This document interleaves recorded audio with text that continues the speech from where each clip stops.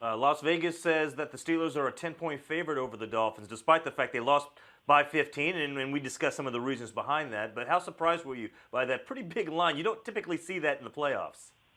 Yeah, I think that a lot of that has to do with Matt Moore being the quarterback now. Tannehill, of course, was the quarterback when they played in Miami. I think a lot of that, too, is I think they want to induce betting on the Dolphins. I don't think you'll see that as high as 10 points by the end of the week. I think all things considered, this is probably a touchdown game because of the backup quarterback and the home field advantage. And I do expect the Steelers to win this game. If Ben Roethlisberger came out and lost a home game to somebody named Matt Moore, I would be really surprised. I don't think that's going to happen. All right. Any X factors in this game? Anyone you think that could break out that we haven't talked about yet? Well, we talked about Le'Veon Bell. I'd be remiss if I didn't mention the Steelers' offensive line and how much they've improved in the second half of the season. Marquise Pouncey, David DeCastro, a couple of all-pros in previous seasons. They've paved the way for this offense to sort of take flight in the second half of the season. And Le'Veon Bell has had a great year, but one of the reasons he's had this big year of his is because of that offensive line. So I think you'll see a much different Steelers offensive line than the first meeting in Miami. Le'Veon Bell only had 53 yards. I think those guys are motivated to make sure that Bell is the star of this game and not Jay Ajayi.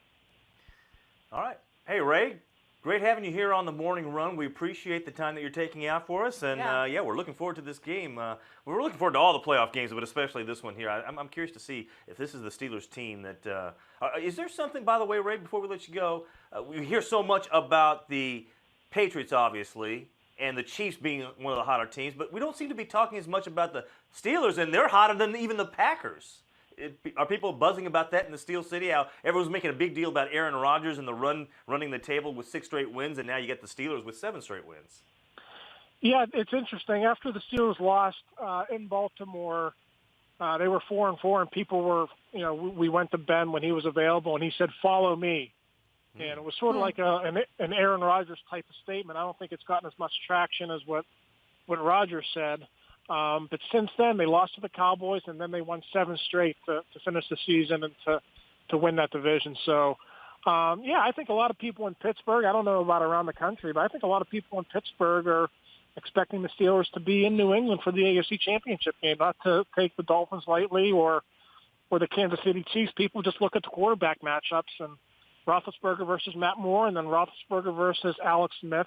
A good quarterback, but not anyone who's had a lot of success in the playoffs. And I think a lot of people are sort of, looking ahead and penciling the Steelers in to be that opponent for the Patriots up in Foxborough here at the end of the month.